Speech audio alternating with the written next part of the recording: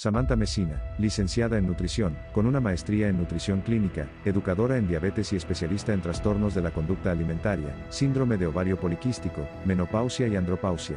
Además de su sólida formación, Samantha es conferencista, divulgadora apasionada y conductora de radio y televisión, donde ha logrado acercar la ciencia de la nutrición a miles de personas de una forma clara, humana y basada en evidencia. No podemos tener niveles de glucosa elevados en sangre porque eso es tóxico para el cuerpo. ¿Qué otras complicaciones puede tener una persona al no darse cuenta que tiene diabetes? Cuando vives con diabetes o prediabetes no hay fruta prohibida, solo hay cantidad adecuada. Siempre yo les digo, no te pelees con el azúcar porque te puede salvar la vida. La educación en diabetes es checarte, para entonces actuar en consecuencia. 1 de cada 9 adultos presenta diabetes. Y de esas cifras, cada 9 segundos que ustedes ven que pasan de este video, una persona en el mundo está muriendo de diabetes. Y lamentablemente, de todas esas personas que tienen diabetes, el 40% no sabe que la tiene. Entonces, ¿qué estudios, doctora, usted recomienda para que una persona se dé cuenta que tiene la diabetes? ¿Cuáles son los niveles que hay que manejar de glucosa? Dicen que los borrachos, los niños y la hemoglobina glucosilada siempre dicen eso. Sí. ¿Cuáles son las señales tempranas o más bien que podemos saber que apareció la diabetes? ¿Cuántos tipos de diabetes existen? ¿Cuál es este panorama o cuál es la realidad de las personas de pensar que la diabetes se puede curar? Pues la prediabetes es un aviso que nuestro cuerpo nos dice, cuídame, atiéndeme. Para mí, la llave es el amor y la educación. El amor por la vida es un regalo. Saber vivir es un arte que se aprende. El amor por ti, el amor de una manera sana por tu cuerpo, por esta herramienta que te permite estar aquí y ahora y que tiene tiempo de caducidad. El plan de alimentación es como hacer un saco, como un vestido a la medida. Si tú eres único e irrepetible, tu plan de alimentación debe de ser único e irrepetible. Si algo eleva los niveles de glucosa es el estrés.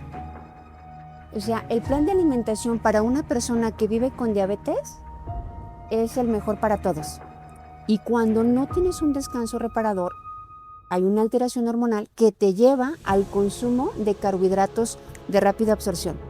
O sea, ningún nutriólogo que ha estudiado 4 años y 1 año de servicio te va a decir, o sea, los embutidos no están invitados a la fiesta. ¿Cuál fiesta? La vida es la fiesta. Tú tienes el poder de elegir tu calidad de vida, ¿sí? Tú tienes el poder de elegirlo. En las condiciones en las que te encuentres siempre se puede vivir mejor. Que las personas no mueren de diabetes, o sea, la diabetes no mata, lo que mata es ignorarla.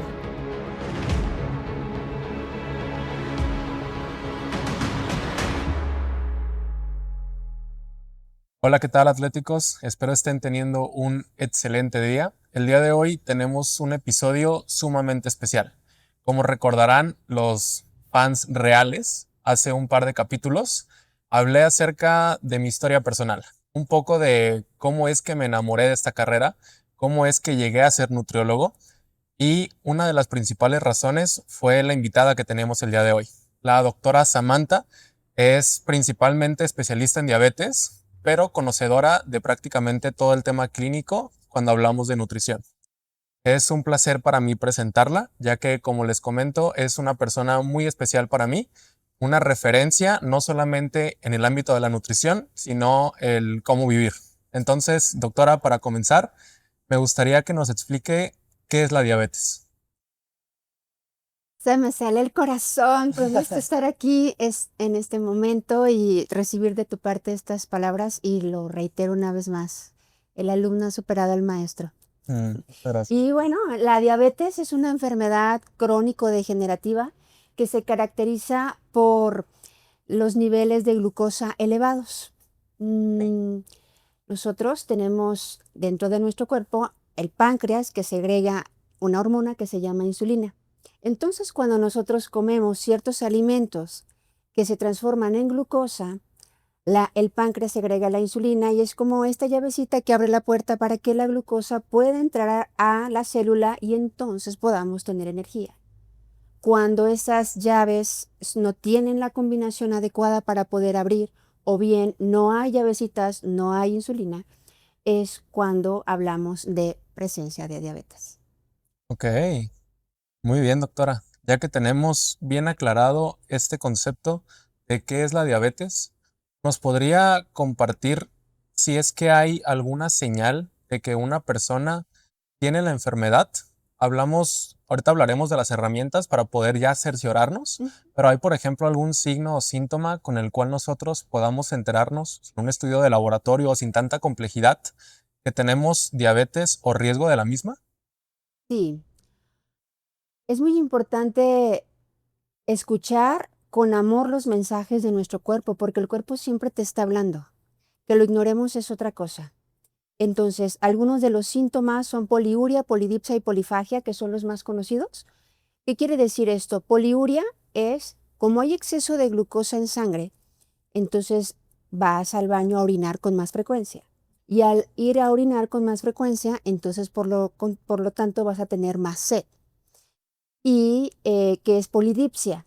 Y polifagia es que al no entrar la glucosa a la célula para que tú tengas energía, pues vas a seguir teniendo hambre. Hay muchas personas en el consultorio que me llegan a decir, doctora, dígale a mi esposo que tome algo para la ansiedad porque se come todo. Y lo que no sabe la persona es que vive con diabetes. Entonces, hay otros signos que tú los puedes ver, que bajan de peso de manera muy rápida, que tienen visión borrosa. Por ejemplo, uno de los lugares en donde yo hice mi servicio social, que fue en oftalmología, había personas que llegaban y les preguntaba al doctor, ¿cuánto tiempo tiene con diabetes? Y ahí se enteraban por su visión borrosa que estaban viviendo con diabetes con 5 o 10 años antes. Entonces, la baja de peso, la visión borrosa y pues todos esos síntomas que les compartí al principio. Por ejemplo, ahí, doctora, la cuestión de la poliuria, fisiológicamente, ¿por qué se encuentra incrementadas estas ganas de las personas que tienen diabetes de ir al baño? La glucosa busca salida, busca una salida de emergencia, Ok. ¿no? Entonces, las personas van a hacer pipí, a orinar, y por lo tanto se da este ciclo de orino mucho, mucha sed, o sea, la glucosa está buscando salida.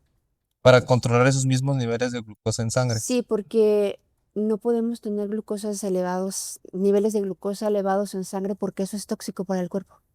Entonces es como nuestro mismo cuerpo busca esa salida, esa ruta, esa salida de emergencia y es la orina.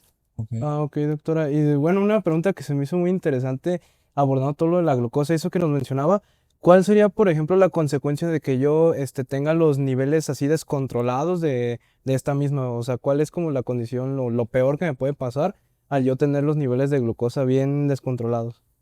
Lo peor que te puede Lo pasar peor o lo que le puede pasar a cualquiera. es que te mueras. Lo peor que te puede pasar si no recibes la atención adecuada. ¿Sí? Y si nos basamos, doctora, en consecuencias, a lo mejor no hablando de la muerte, sino que afectan la calidad de vida, ahorita ya nos mencionaba lo de la ceguera, pero ¿qué otras complicaciones puede tener una persona al no darse cuenta que tiene diabetes? Bueno, las complicaciones que ahorita, sin hablar tan drásticamente de la muerte, tocamos otros temas como lo que es la hiperglucemia y la hipoglucemia. Pero como todo está conectado en nuestro cuerpo, pues empezamos a tener daño ocular, que es la retinopatía diabética, problemas cardíacos, problemas a nivel riñón, que es la nefropatía diabética.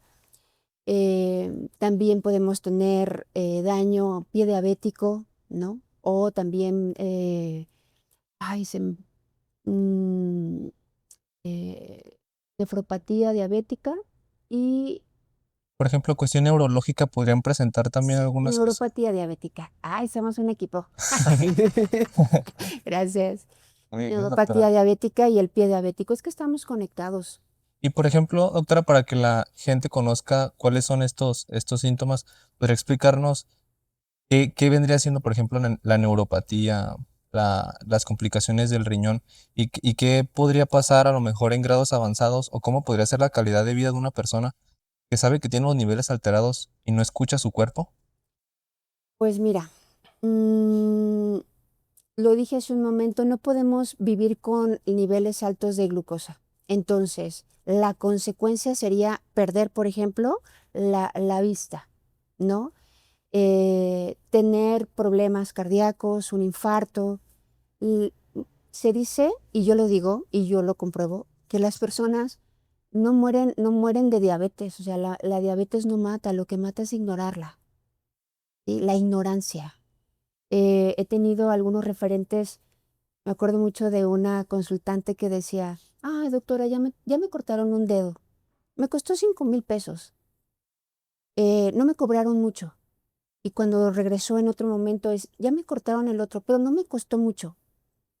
Hablaba en términos económicos, pero no se daba cuenta que estaba perdiendo partes de su cuerpo por el descuido. O sea, son las consecuencias de no tener una calidad de vida. Y que todo eso, o sea, al vivir con daño renal, por ejemplo, también puedes, si tienes una mejor calidad de vida, si cambias tus hábitos, puedes no llegar a ello. ¿No llegar a qué, doctora? No llegar a tener problemas, perder tu vista, no llegar a tener un problema renal, a una diálisis, a una hemodiálisis, si tienes los cuidados adecuados. Claro. Consecuencias son extremadamente graves. Y doctora, tenemos datos muy alarmantes en México. Por ejemplo, hace poco leí que aproximadamente 14.6 millones de personas viven con diabetes. Entonces, esto se debe en ocasiones a la falta de información, en otras tienen la información, pero quizás no la pueden aplicar de la mejor manera. Para dar una pequeña guía a las personas y que tengan un conocimiento básico, ¿qué alimentos usted nos puede decir que pueden hacer más propensa a una persona a que tenga diabetes? Ujú. Bueno, específicamente los famosísimos carbohidratos. Y me inclino mucho en esta palabra famosos carbohidratos porque por ahí hay algunas propuestas de quita carbohidratos y no podemos vivir sin ellos. Solo si hay niveles. Entonces, es importante que las personas que viven con diabetes tengan presente que carbohidrato es fruta, carbohidrato cereal, carbohidrato son leguminosas, carbohidratos son cereales, carbohidratos son lácteos, carbohidratos son azúcares.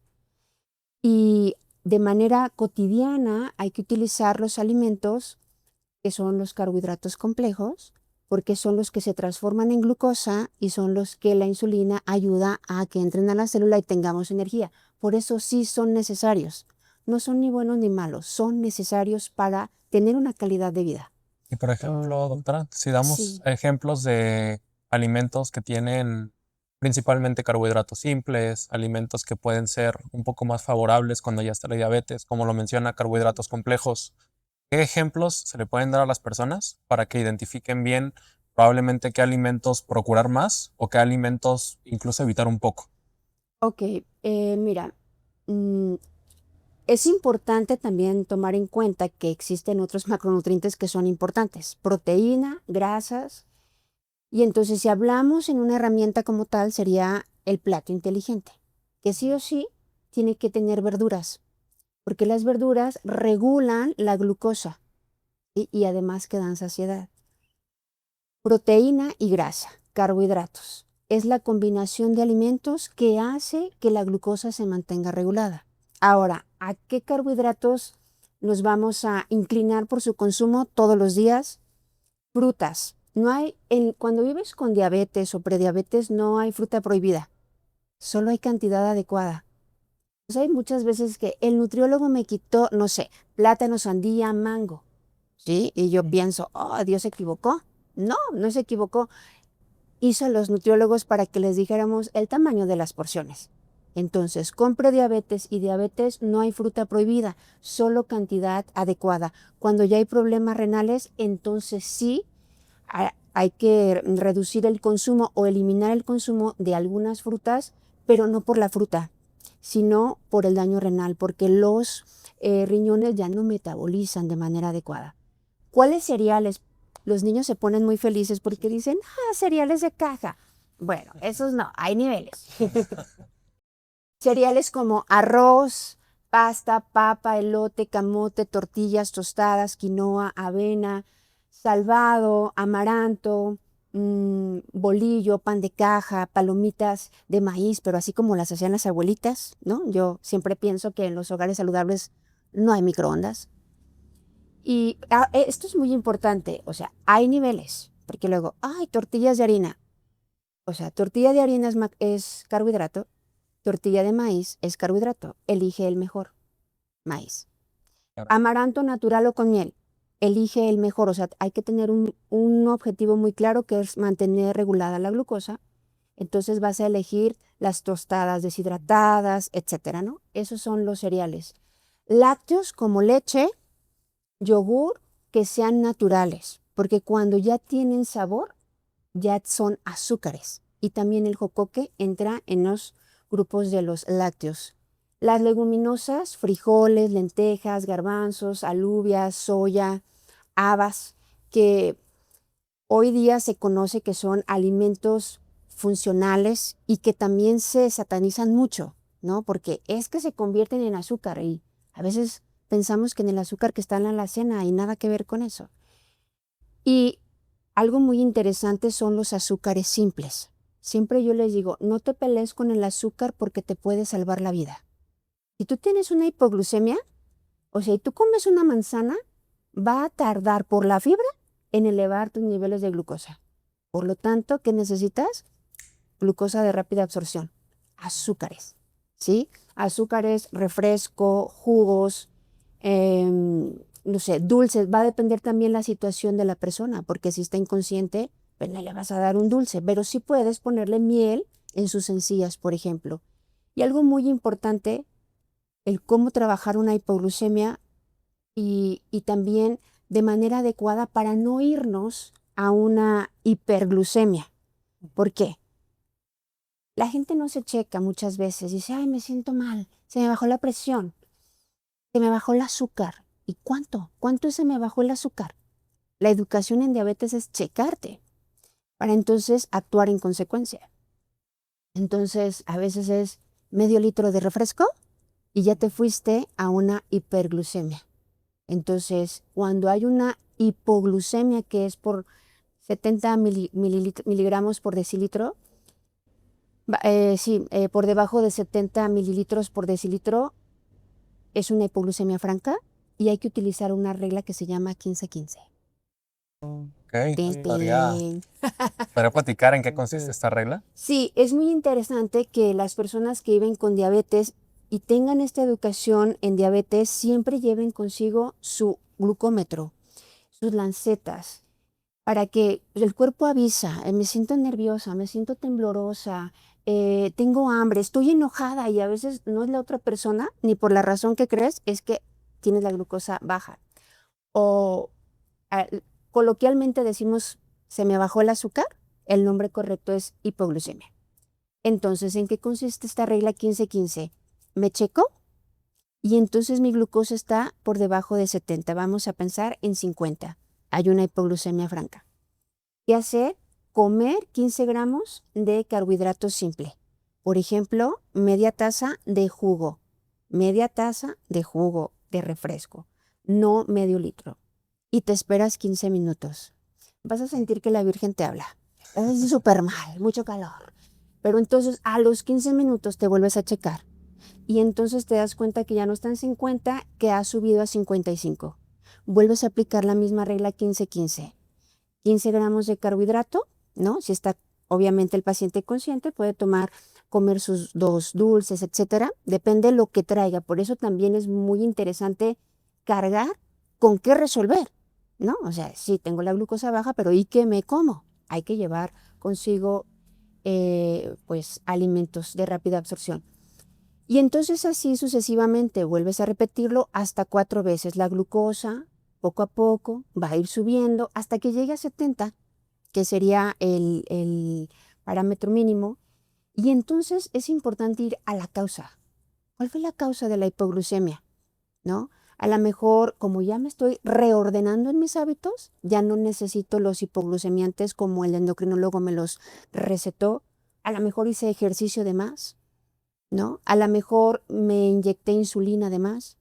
O sea, hay que ver cuál es la causa, porque la intención es estar dentro de los parámetros saludables. Esa es la regla 15-15, que haría muchísimo bien que las personas lo lleven a cabo, porque entonces evitarías ir a urgencias médicas, ¿no? Y tú lo puedes resolver desde tu casa, porque es un caos también. Me asusto, se me bajó el azúcar. Hazlo en tu casa. Tenemos, doctora, que en el mundo, como mencionaba Guillermo, 1 de cada 9 adultos presenta diabetes. Y de esas cifras, cada 9 segundos que ustedes ven que pasan de este video, una persona en el mundo está muriendo de diabetes. Y lamentablemente, de todas esas personas que tienen diabetes, el 40% no sabe que la tiene.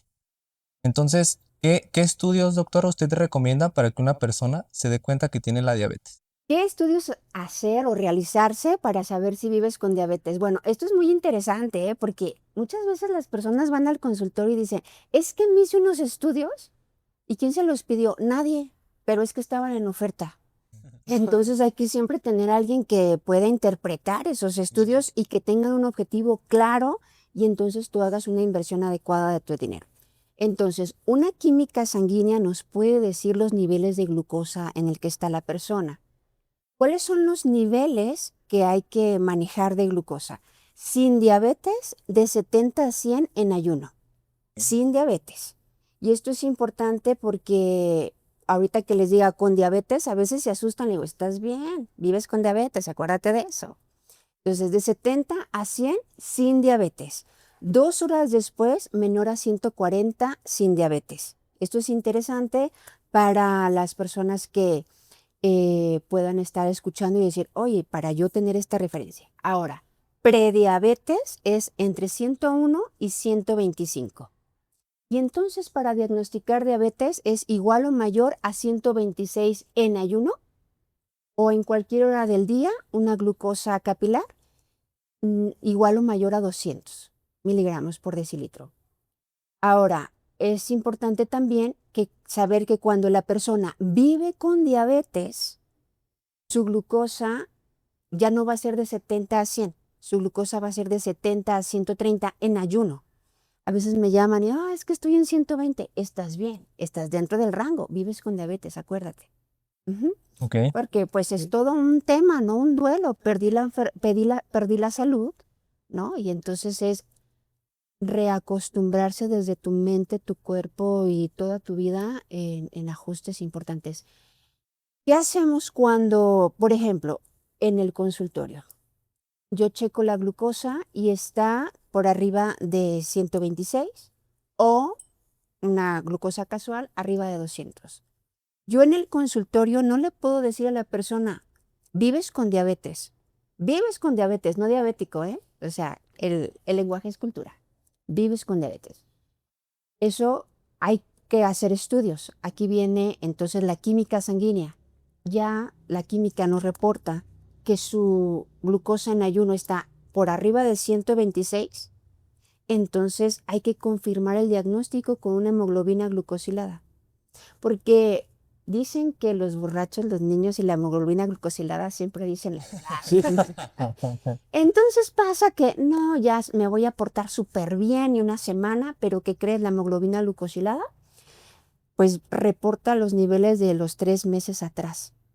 Entonces, con la hemoglobina glucosilada confirmamos el diagnóstico de diabetes. ¿Y qué valor sería esa hemoglobina glucosilada para poder confirmar ya si tuve los valores elevados de glucosa en ayuno? ¿Qué valores de hemoglobina glucosilada ya confirman ese posible diagnóstico? Como hablamos también de parámetros saludables, prediabetes y diabetes, pues una hemoglobina saludable sería de 5.4, menos 5.4 saludable. De 5.7 a 6.4 prediabetes. Igual o mayor a 6.5 diabetes. Ok. Que a veces te encuentras una hemoglobina glucosilada que Dios guarde la hora. Sí, doctora. Y por ejemplo, una pregunta que creo que para mucha de nuestra audiencia sería de utilidad es para que ustedes pues se lo digan a algún amigo, a su mamá o a quien lo presente. ¿Cuáles son las señales tempranas o más bien que podemos saber que apareció la diabetes? síntomas, Por ejemplo, acantosis. acantosis, no sé. Los signos, Signos. lo que yo puedo ver. Ujú. Sí. Sí, hace rato hablábamos de la baja de peso, la visión borrosa y también la acantosis nigricans, que es el cuello oscuro, los nudillos, los codos, que luego hay muchas mamás que andan ahí tallando con piedra pómex, pero no. O hay veces que dicen, ya me recetó el dermatólogo tal crema y no, es que estás presentando quizá no diabetes como tal, pero sí una resistencia a la insulina. O sea, la resistencia a la insulina nos dice como el semáforo en color ámbar, ¿no? O sea, De De que ya o casi. le das pata adelante y con todo, o le bajas la velocidad, o sea, de reversa. Ok. Y por ejemplo, doctora, cuando hablamos de una persona que ya tiene diabetes, a veces decimos, es que tú tienes diabetes porque, no sé, consumes o tienes malos hábitos. Pero tenemos también otros tipos de diabetes que no se relacionan tantos con los hábitos, sino también por una cuestión genética. Sí, ¿Podría abrir el panorama para las personas y educarlas de decirnos cuántos tipos de diabetes existen? sí, existen 3 tipos de diabetes. Diabetes 1, diabetes 2 y diabetes 3. No, no es cierto, diabetes gestacional. Ok. Ujú. ¿Podría La explicar cada una? ¿Mande? ¿Podría explicar cada una? Sí, claro. La diabetes tipo 1, a diferencia de la diabetes tipo 2, es que con la diabetes 1 se nace y la diabetes 2 se hace. Mm, ¿Sí? La diabetes tipo 1 es que es una enfermedad autoinmune. El 80% de las células beta, que son las que generan insulina, las que genera el páncreas, pues están destruidas, ¿no? Yo hice mi servicio en endocrinología pediátrica y había niños que debutaban a los 2 años, a los 3 años, a los 10 años, ¿no? Todo va a depender de su calidad de vida. Y antes se le llamaba insulinodependientes, hoy se conoce como diabetes tipo 1, es decir, la persona nace con diabetes. Y esto es importante para las mamás porque muchas veces en el hospital están ahí al pie de la cama llorando, ¿qué hice mal? Y no, es que la persona nació con diabetes tipo 1. La diabetes tipo 2 se hace cuando somos sedentarios, se hace cuando hay sobrepeso, cuando hay obesidad, se hace cuando tenemos esta predisposición genética, o sea, por el simple hecho de ser mexicanos somos candidatos a vivir con diabetes. Esto es importante tenerlo presente. Y la diabetes gestacional es la que se da en las mujeres cuando estamos embarazadas. Y aquí es un dato muy importante. Entre la semana 24 y 28 es importante que el ginecólogo solicite una curva de tolerancia a la glucosa para entonces hacer un tratamiento oportuno si es que hay diabetes gestacional. Muchas veces no lo hacen. Y bueno, esto es importante para que, oye, doctor, yo escuché, ¿no? Yo me En el documenté podcast. porque, Ujú. pues, para eso son este Sí. tipo Sí, sí. de programas, podcast, ¿no? Me informo, me formo y me transformo. Entonces, es importante para que la persona reciba el tratamiento y también, pues, el bebé que se espera también nazca en óptimas condiciones. Ok. Ok. Doctora, tengo una pregunta, que tengo un amigo que tiene diabetes tipo 1 y él me contó un poco su historia y me dijo que aproximadamente a los 8 años tuvo un cambio en su estilo de vida radical, ya que él jugaba fútbol, se lesionó y a partir de esto, por un poco de depresión, ya que era básicamente su vida jugar fútbol, comenzó a comer una mayor cantidad de alimentos altos en calorías, en azúcar, etcétera. Entonces fue a partir de ahí que él le diagnosticaron la diabetes tipo 1.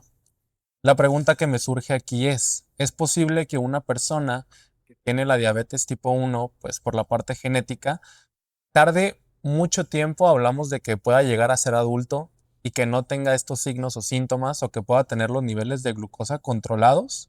A lo que voy, el medio ambiente puede llegar a que la diabetes tipo 1 no se presente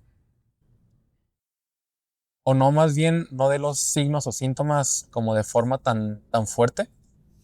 Lo que pasa es que si la persona nace con diabetes, era lo que te decía hace un ratito, su calidad de vida va a impactar mucho en si debuta a los 2 años, a los 8 años, a los 12 años, ¿no? La calidad de vida tiene un impacto. O sea, imagínate que el 80% de las células beta del páncreas están destruidas, solo tenemos el 20%. Y sí, yo le di rienda suelta, ¿no? Atáscate, ahora qué mole. Entonces, claro que voy a acelerar el que debute con diabetes. No sé si Ok, es sí, por sí, ahí. sí. Sí, muchas gracias. Doctora, respecto con eso me quedó una duda. O sea, usted nos comenta de que, por decir, como la vas como atrasando su proceso en la diabetes tipo 1. Ujú. Pero es decir, ¿va a llegar un momento en el que sí o sí me va a tener que dar o puedo evitarla toda mi vida? Porque nació con ella, o sea, solo tiene el 20%. Mm, O sea, sí va a llegar el momento en que, por ejemplo, es ahorita que mencionabas esta persona que estaba jugando en un partido de fútbol, vino a mi mente un niño súper sano y jugando y no sé qué, y entonces en un partido de básquetbol se puso súper mal, ¿no? Entonces ahí es cuando su mamá, 10 años, mi hijo sano, ¿cómo? ¿No? Entonces sí va a llegar porque sea, sí va a debutar con diabetes porque solamente tiene el 20%.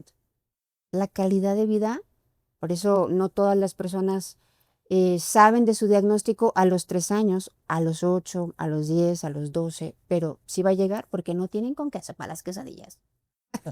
Hay, por Ok. ejemplo, doctora, una vez que nosotros ya vimos con los bioquímicos o con estas señales que la persona ya tiene la diabetes, hay muchas personas que por el marketing o porque me contó mi vecina, dicen, yo me puedo curar de la diabetes. ¿Cuál es este panorama o cuál es la realidad de las personas de pensar que la diabetes se puede curar? Qué bueno que lo mencionas porque dicen que la dieta que haces habla más de de ti que de quien te la dio, ¿no? Ok. Entonces yo puedo decir, ay, es que tal persona me dijo que comiera tal o cual cosa y con eso se me va a quitar. ¿En dónde estudió? ¿En dónde hizo su servicio? O A sea, ¿a regañar. qué se a dedica? regañar. ¿No? Sí. Estudia en Lucita Te Capacita. O sea, hay que poner, o sea, la salud es un don, es un regalo que hay que cuidarlo. Entonces, lo mencionaste muy bien. Ahorita por el marketing, o sea, el bombardeo está quitas carbohidratos y quitas diabetes. Y no existe. Científicamente no está comprobado que la diabetes tiene cura hasta este momento. Lo que sí está comprobado es que puedes tener una calidad de vida mucho mejor que antes porque para mí la diabetes es una oportunidad, una enfermedad de oportunidad. Decidí no cuidarme no sé cuánto tiempo de mi vida, pero entonces ahora puedo tomar decisiones, puedo tomar conciencia, puedo tomar las riendas de mi vida y vivir mucho mejor que antes. Y doctora, si una persona dice, a lo mejor ya porque tiene un poco de miedo de decir, ¿cómo estaré de mis niveles de glucosa? Y con esos valores que usted decía, a lo mejor está en prediabetes. Esa prediabetes es una oportunidad para poder regresar a los rangos normales o cómo se podría ver la prediabetes. Sí, como les decía hace un momento, es como en el semáforo, la luz ámbar que te está diciendo baja la velocidad. Y a veces lo que hacemos es vámonos con todo, ¿sí? Y entonces muchas veces vivimos la vida con el que tiene, no pasa nada. El lunes empiezo la dieta, quito las tortillas, me tomo mi jugo verde y se acabó. Pero no, sí están pasando cosas. Entonces la prediabetes es un aviso que nuestro cuerpo nos dice, cuídame, cuídame, atiéndeme, no ponme atención. Entonces sí es reversible. La prediabetes sí, la diabetes no. Diabetes es como palo dado donde Dios lo quita, pues. Y es algo que ya lamentablemente vas a tener que Lidiar. manejar el resto de tu vida. Sí, y fíjate que esta palabra de lamentablemente, o sea, se vive al principio, ¿eh? O sea, yo como tanatóloga, que por eso me encantó formarme como tanatóloga, porque las personas viven un duelo. O sea, ¿qué perdieron? La salud. Muchas veces la libertad, lo primero que viene a su mente es, ¿y ahora qué voy a comer? ¿No? Porque su vida muchas veces fue papas, galletas, pasteles, refrescos, jugos, y entonces, ¿ahora qué voy a comer? Y yo, rico, sano y en paz, ¿no? Y también que perdieron muchas veces, si no sé, lo diagnosticaron de una manera tardía, ¿no? Y ya tiene complicaciones, pues pueden perder hasta un miembro de su cuerpo. Entonces, ahí hay otro duelo, ¿no? Ok. Y lo que comentaba doctora, en muchas ocasiones hay nutriólogos que prohíben los alimentos. Lo que veíamos que un carbohidrato simple que es tan satanizado comúnmente en la nutrición clínica o también en redes sociales te puede salvar la vida. Hablamos aquí en el podcast mucho de deporte, también los carbohidratos simples son importantísimos para el rendimiento. Entonces, hablando de otro aspecto, doctora, ¿cómo una persona puede identificar a un nutriólogo que no es del todo bueno, además de ver dónde estudió? Porque, por ejemplo, tenemos casos, creo que los conocemos todos, que estudiaron en una universidad muy buena, Ujú. pero a pesar de ello, a la hora de llevarlo a la práctica, en ocasiones porque no tienen clientes, porque la realidad, la gente a veces prefiere el dinero más fácil, sabiendo que arriesga la salud de las personas. Entonces, yo descubrí cómo es una consulta real de una nutrióloga con usted. Y me gustaría que las personas, si están yendo con un nutriólogo que más que beneficiarlos, los está afectando, les está dañando la salud, ¿cómo es, qué parámetros pueden tomar en cuenta para decir aquí no es? Qué buena pregunta. Mm, Siempre hay un roto para un descosido.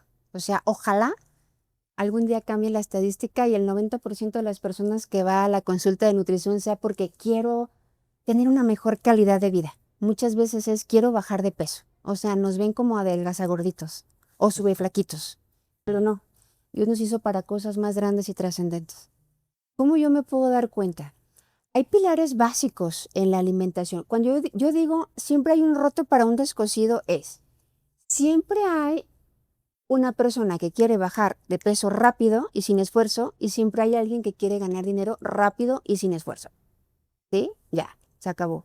Y entonces te prohíbo, te quito ciertos grupos de alimentos y te veo en una semana, 15 días, no sé. Porque además hace ese match.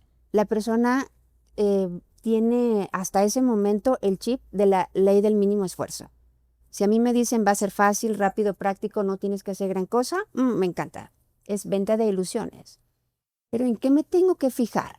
Los pilares básicos de la nutrición, de la alimentación saludable, de la dieta correcta, ¿sí? Que sea adecuada. Es decir, el nutriólogo tiene que tomar en cuenta el peso, la talla, la edad, la etapa en la que se encuentra, el estado emocional, el estado de salud, el estado de estrés, la religión, la economía. Por eso la historia clínica es fundamental. ¿Con quién vive? ¿A qué te dedicas? ¿A qué te levantas, te duermes? ¿Con quién comes? ¿Cuánto comes? O sea, un estudio muy minucioso. El nutriólogo tiene que hacer todo eso. Y además, yo como paciente, como persona que busca este acompañamiento, ¿qué tengo que observar y escuchar? Sentirme visto, ¿no? Porque ahora es un tema como o sea, ni siquiera hubo contacto visual. Sentirme amorosamente visto, amorosamente escuchado, ¿sí? Amorosamente contenido. Hay mucha gente que deja de ir al nutriólogo porque me va a regañar, porque no hice la dieta, porque comí el pastel, porque comí las papitas. Y yo les digo, no, pues si no hace su mamá, yo les acompaño y si no lo hace, no dejes de venir porque ese es mi trabajo, invitarte. O sea, una palabra sería que se sienta amada y que se sepa contenida, que se sepa abrazada y que está en ese proceso de cambio. Ese sería el pilar, que sea adecuada, que sea suficiente, no lo tienes que sufrir. Me estoy muriendo de hambre, pero bueno, pues si quiero bajar de peso, quiero regular mi glucosa rápido, no te tiene, o sea, sí te vas a sentir mal al principio porque tu mismo cuerpo está acostumbrado a niveles de glucosa elevado, ¿no? Es más, les dije hace ratito que la hipoglucemia es una glucosa menor de 70. Ujú. Bueno, hay personas en consultorio que manejaban niveles de 500 y luego están en 250 y sienten que ya se van. Ujú. Es más, se incapacitan y está en una hipoglucemia para ellos porque están acostumbrados a estar en 500. Obviamente el cuerpo sufre todos esos cambios y sí va a haber situaciones diferentes, pero no te tienes que quedar con hambre, que sea suficiente, que sea variado. Por eso una herramienta sería que el sistema de equivalentes, ¿no? O sea, si no hay plátano, hay pera y naranja, ¿no? Si no hay arroz, pasta, papa, elote, camote, tortillas, si no es pollo, carne, queso, pescado, o sea, en todos los grupos de alimentos hay variedad, que sea inocua, que no le haga daño, ¿sí? A veces es como, queremos lo práctico, entonces huevos con jamón, sí, pero ¿qué crees? El jamón también tiene algunos aditivos que impactan en tu glucosa. ¿no? Entonces, evitar los embutidos. Y algo muy interesante es que sea sostenible. O sea, decirle a la persona que le vamos a acompañar por un tiempo. La intención sería que tenga modificación de hábitos que sean sostenibles con el paso del tiempo y que no genere esta dependencia del nutriólogo, sino que aprenda el arte de vivir, de comer, de sentirse vivo. Doctora, nos hablaba del tema de los equivalentes. También yo cuando fui con usted me daban esta dieta en una hoja, que en cuanto yo salí del consultorio me la dieron. O sea, yo estaba ahí mismo, imprimió mi hoja y me la dio. Y me dio un menú de 3 o 4 días, que ahora con el tiempo que tardó en hacerlo, yo me doy cuenta de que no era un menú específico para mí.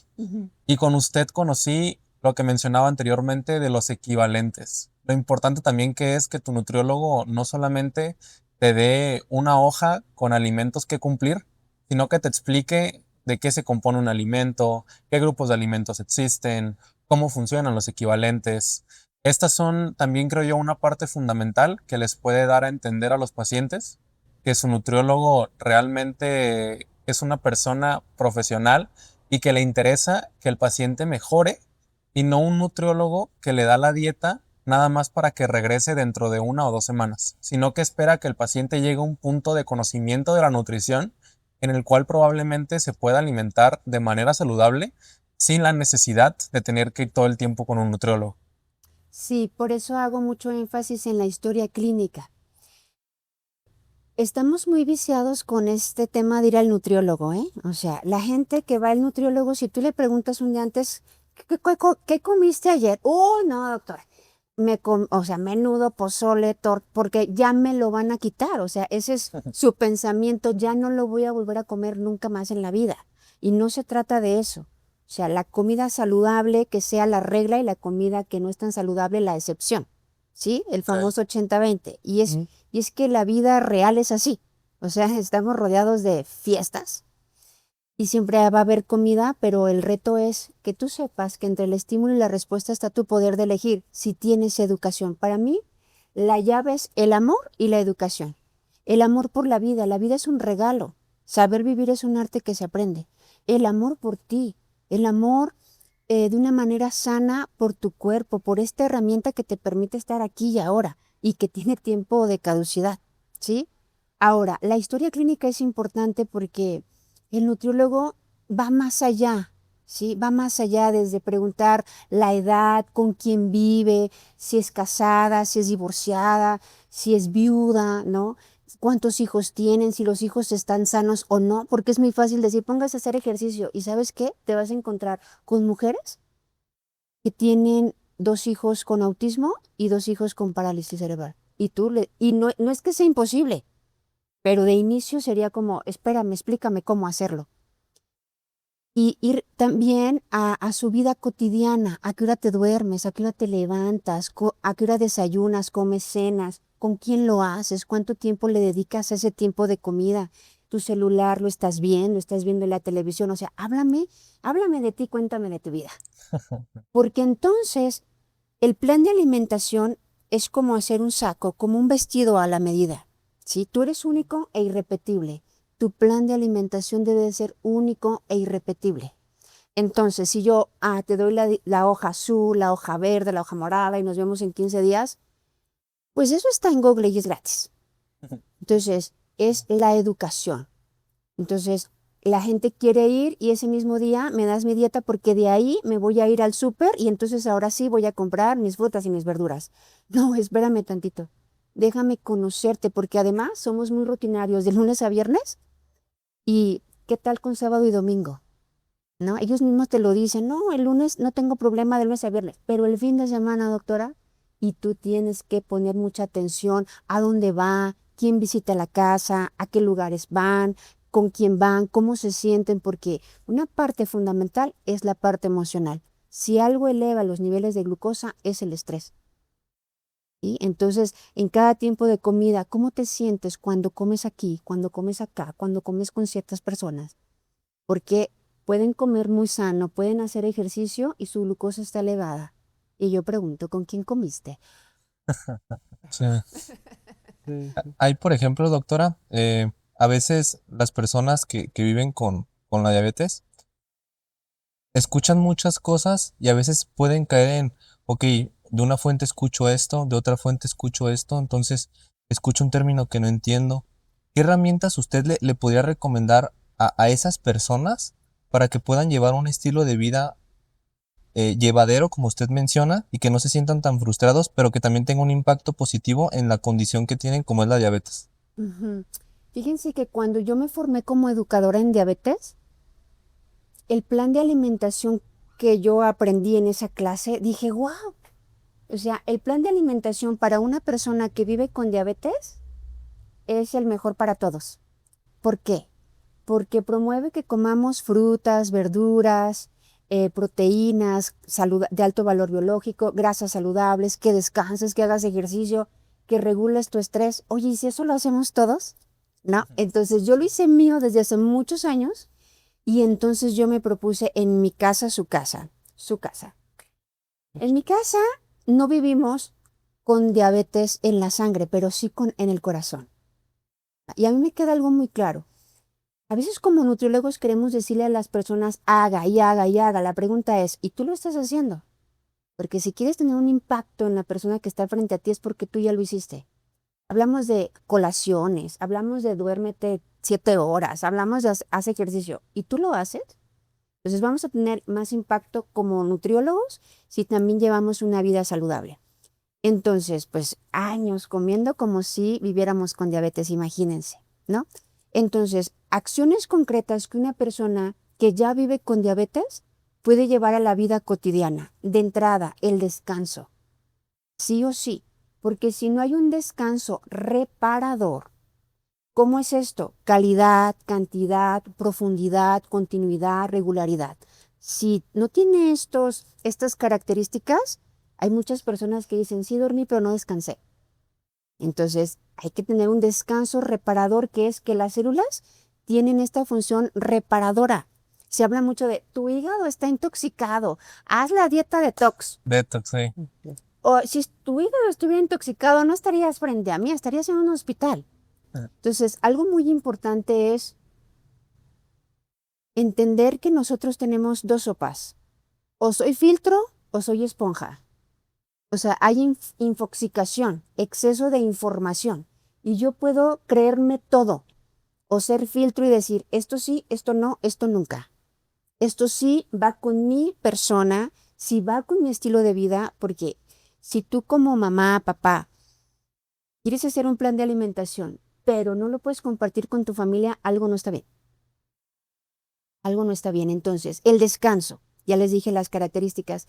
Si no hay un descanso reparador, hay un impacto en nuestras hormonas, ¿sí? Sobre todo en grelina y leptina, que son las hormonas de la saciedad y del hambre. Y entonces muchas veces las personas dicen, ay, doctor, es que no puedo dejar de comer pan o galletas, soy refresquera, soy galletera, soy chatarrera. Le digo, no, no, no, tú eres Lupita Pérez, tranquila. Ya quítate esa etiqueta. No estás descansando bien y cuando no tienes un descanso reparador, hay una alteración hormonal que te lleva al consumo de carbohidratos de rápida absorción, de rápida ingestión, aunque sean de difícil digestión. Y al rato viene la culpa. No debí de haberme comido esto, no soy capaz de terminar una dieta. Entendiendo dieta como conjunto de alimentos que comes todos los días. ¿Sí? No es comer solo lechuga, poquito desabrido sin sal, eso no es dieta. Entonces, también es importante que tengas los hábitos de tus horarios de comida, o sea, que establezcas en qué horario vas a desayunar, comer y cenar, ¿sí? Entonces, que los horarios, ahora que estuve en el Congreso de Endocrinología y Nutrición en agosto de este año, yo dije, sí, sí, sí, vamos bien. O sea, era checklist, palomita, palomita, palomita. De las propuestas que ahí están, de las personas que estudian, de los científicos, de los doctores en ciencia, en nutrición, y le abonan mucho al tema de la educación. Entonces, horario saludable para desayunar entre 7 y 9. Horario para comer entre 1 y 3 de la tarde. Horario saludable para cenar entre 6 y 8 de la noche. Wow. Entonces tenemos que usar nuestra parte sabellovia, o sea, y si cena a las 12 de la noche, pues ahí tú me dices, ¿no? Entonces hay que usar nuestra parte sabiovia. Estos horarios son importantes. Ahora, en tu plato, desayuno, comida y cena, debe de haber estos macronutrientes que son proteína, grasa y carbohidrato. Y yo pongo verduras fuera de esta ecuación. A veces me dicen, oye, pero verduras también son carbohidratos. Sí, pero una porción de verduras tiene 4 gramos de carbohidrato. Tendrías que comer 3 veces esa porción para cubrir los 12, 15 gramos de carbohidrato.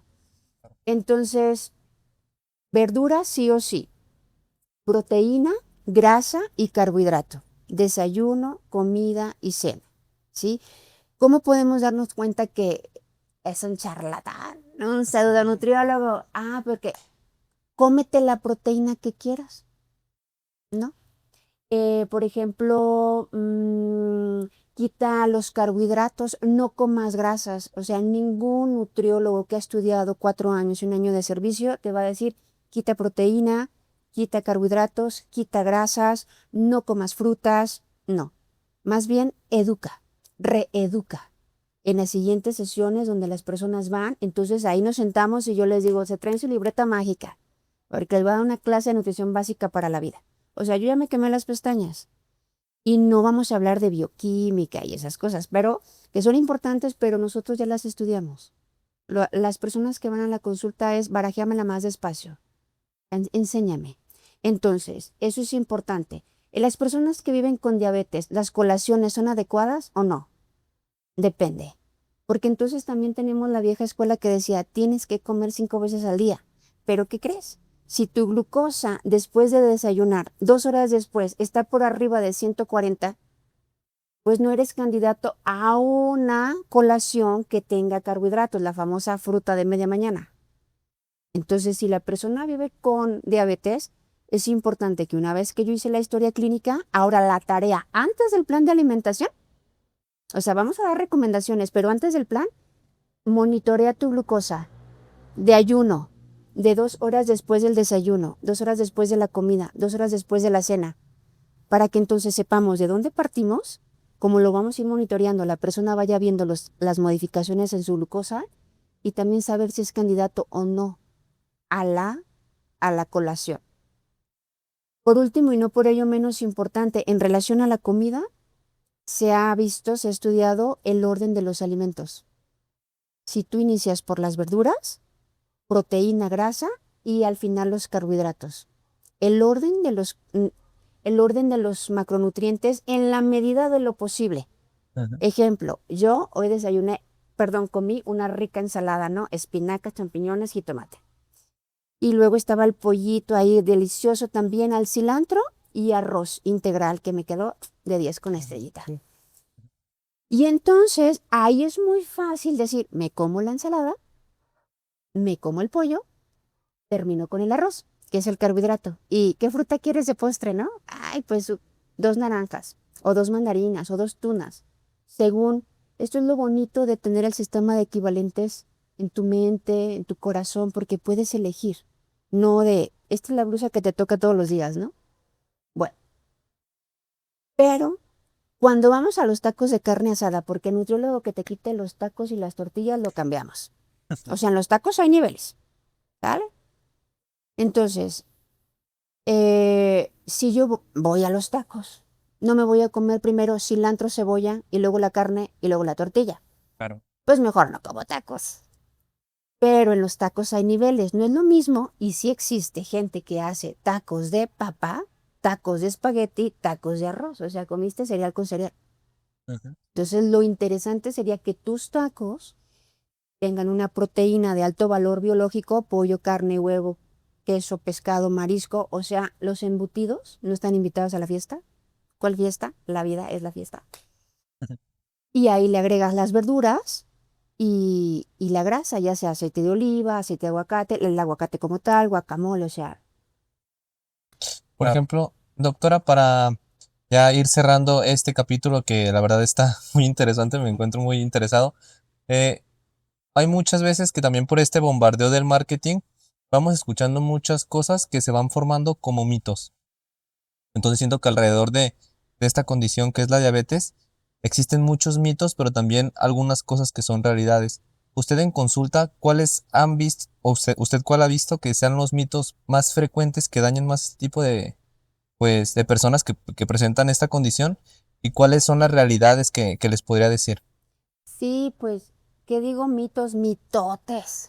Mm, Uno es que me dio diabetes por un susto, como el más conocido, ¿no? O sea, es que a mí me asustaron, me asaltaron, vi que atropellaron a mi perro y entonces ahí me dio diabetes. No, ya vivías, o sea, ya habías debutado con diabetes, pero ese evento, gracias a ese evento donde te pones mal y te tienen que llevar al doctor y entonces te revisan, es que te das cuenta que vives con diabetes. Eso es uno de los mitos.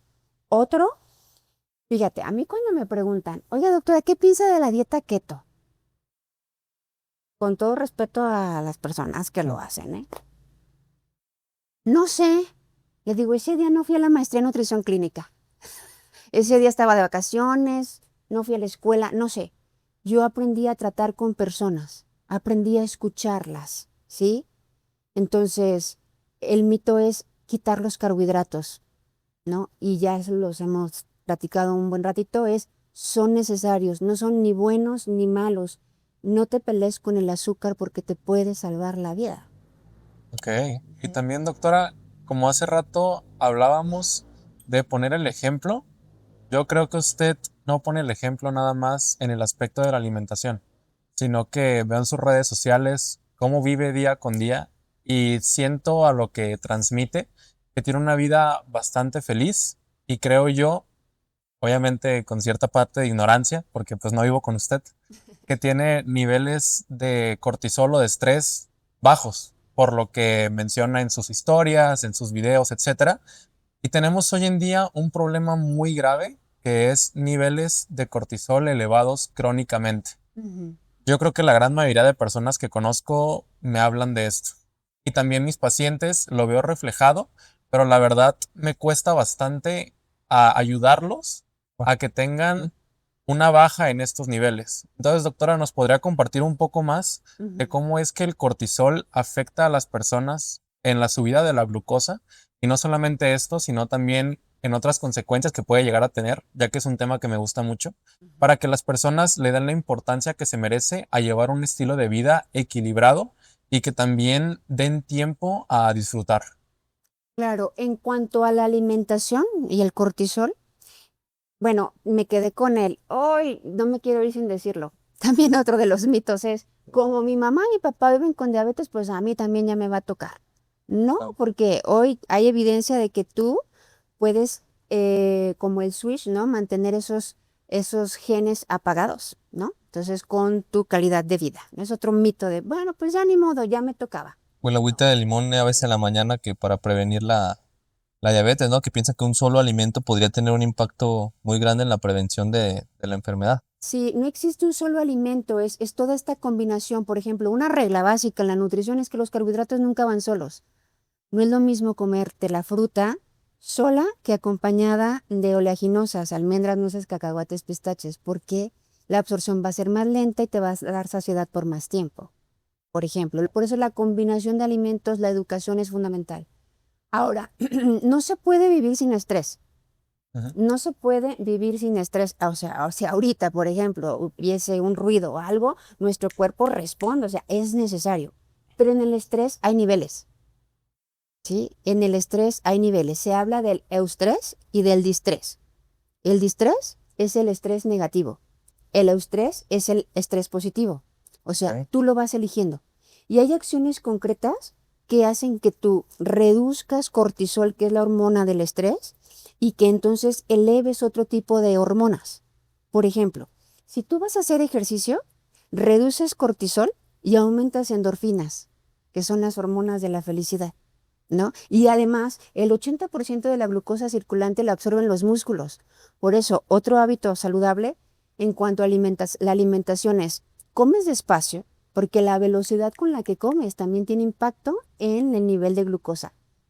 Y hay gente que come en 5 minutos, Sí. ¿sí? O sí. menos, o sea, aspiradora. Entonces, comer despacio, haces tu sobremesa de 10 minutos, o sea, de verdad es un regalo que te das y después sal a darle una vuelta a la cuadra de tu casa, a la manzana, y eso va a regular tus niveles de glucosa también. Oye, no puedo salir, vivo en Canadá, está nevando. Ah, pues márchale. Sí, haz algo, muévete, mueve los ojos, pero mueve algo. Entonces, ese movimiento va a ayudar a regular tu glucosa. Entonces, si yo voy a hacer ejercicio, ahí las endorfinas van hacia arriba, y el cortisol disminuye, ¿no? Se regula. Por ejemplo, la oxitocina, la famosa hormona del amor, del vínculo. Y entonces, cuando yo voy a reunirme con mis amigos, cuando yo voy a la clase D, al grupo D y convivo con otras personas, me abrazo yo, me veo al espejo y digo, ay Señor, todo esto es tuyo, yo lo administro. ¿Sí? O sea, esa oxitocina, si vivo con mi familia, abrazo, que también de 20 minutos para arriba la oxitocina va a la alza. Tengo perros, juego con ellos, cortisol disminuye y oxitocina se eleva. Entonces, resumiendo tú tienes el poder de elegir tu calidad de vida, ¿sí? Tú tienes el poder de elegirlo. En las condiciones en las que te encuentres siempre se puede vivir mejor. Muy bien, doctora. La verdad, yo me voy muy impresionado con la charla que tuvimos el día de hoy. Y la verdad, estuvo muy interesante, que incluso hasta para una segunda parte, para Estaría increíble. seguir hablando, porque es un tema bastante extenso y la verdad, hoy aprendí y me llevo muchas cosas nuevas y cómo es que usted aborda a sus pacientes, etcétera, y cómo lo de la diabetes, entre otras cosas. Y pues bueno, para ir cerrando lo que es el capítulo de hoy, probablemente hay una parte 2 con la doctora, Tin, tin, porque tin. la verdad salimos muy encantados con ella. Gracias. ¿Nos puede decir unos hábitos simples para nuestra audiencia que pueda prevenir lo que es la diabetes? Unos hábitos simples, lo más simple que se pueda. Y para controlar, para las personas que viven con ella, como llevar un control de esta misma, de la diabetes. Pues hábitos simples sería, una vez más, insisto, para no debutar con diabetes, descanso reparador, comer rico, sano y en paz, tomar agua natural, conciencia, las riendas de tu vida, tomar decisiones. ¿Qué tomas que te ves también? Decisiones. Hacer ejercicio de manera regular, o sea, la Organización Mundial de la Salud dice 30 minutos 5 veces a la semana, ¿no? ¿Qué ejercicio? De fuerza, de resistencia, estiramientos, flexibilidad, cardiovascular. O sea, la semana tiene 7 días, repártelo. ¿Sí? Repártete. Divide y vencerás. También regular tus emociones. ¿Sí? Somos seres emocionales. Entonces puede ser que yo ya como muy bien, hago ejercicio, descanso, pero entonces, ¿qué pasa con mis emociones? ¿Sí? Y si ya vivo con diabetes, ¿qué herramientas nutricionales? Que sería interesante de la parte 2, el conteo de carbohidratos, ¿sí? El intercambio de carbohidratos, el tamaño de las porciones son importantes, el sistema de equivalentes y también el orden que les platicaba hace un momento, ¿no? Verduras, que sí o sí van a regular tu glucosa, van a dar saciedad, proteína, grasa y carbohidratos, sí o sí. Muy bien, doctora. También nos podría comentar sus redes sociales, que sabemos que está muy activa para que todos los seguidores vayan y puedan darle apoyo. Sí, claro. A mí me encuentran en Facebook e Instagram como Nutricia con C, Mesina con doble S. No sé, redes. Igual ahí vamos a poner sus redes sociales. Perfecto. Ujú. Sí. Con mis redes tienen mi número, no sé, ustedes me dicen. Ok. Sí, claro que sí, doctora. Entonces, pues creo que eso sería todo por el capítulo del día de hoy y esperemos tener a la doctora en un capítulo 2 ahí para que lo esperen. Nos vemos a la próxima. Hasta luego. Hasta luego.